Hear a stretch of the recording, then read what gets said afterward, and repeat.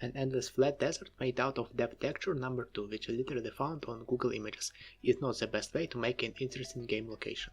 Even though from a purely gameplay perspective these two scenes play out almost identically, visually they are completely different. Hi everyone, this is a 10th devlog for SCP short story, yet another post-apocalyptic FPS game, and in this video I'll tell you about detailing one of the game's scene.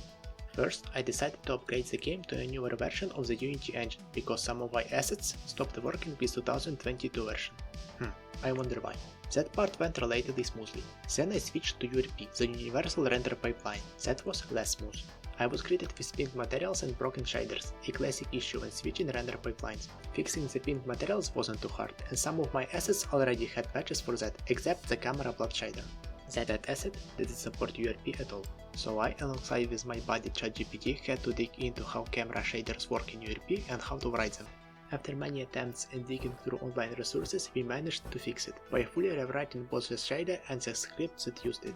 Sure, the final result looks a bit worse than the original, but it works, and for now that's good enough. Once the technical problems were out of the way, I started detailing the first scene, technically called 3-1. Here what it looks like at first: flat, grey and repetitive. First I sculpted some basic terrain using single texture. Then, to spice it up a bit, I added a few big rocks, and now it looked like this. Next I added some texture variety so the ground wouldn't look so boring. Then I added clusters of smaller rocks and the map started to look a bit better.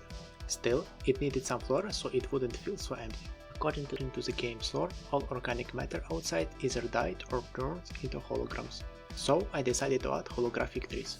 On the trees model, I used the hologram shader and added a script that slowly damages the player when they get close. Here how it looked.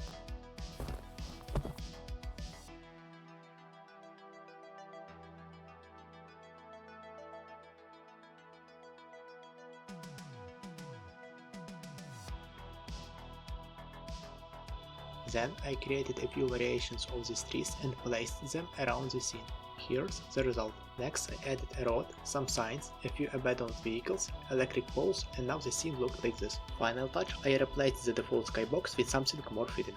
After tweaking the global lighting a bit, I ended up with this, using a skybox technically called London. Initially I planned to make it a literal desert, but while decorating the scene I realized I liked this look way more. I also created a Steam page using a few screenshots from this scene. Here's how it looks. You can find the link in the description. Add the game to your wishlist so you won't miss another FPS in the SCP universe. I mean to not miss a unique experience from a unique game, of course. I also fixed a few bugs. One of them lets the player grow an extra hand to pick up multiple items at once. While that was interesting, it didn't really fit the tone at all, so I fixed it. Now the player can only take one item at a time.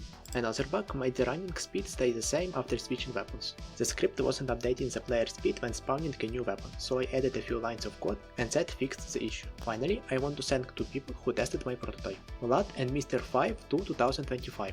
I added a name field to the form later, so if you want me to use a proper name, please leave a comment. Otherwise, I will keep calling you by the date your form was submitted. A bit later than promised, but I created a document where I will be listing all the testers. You can find the link in the description or under the community tab on the channel. If you would like to test the prototype and get into the list, you will find all the links in the description. Thank you, see you soon.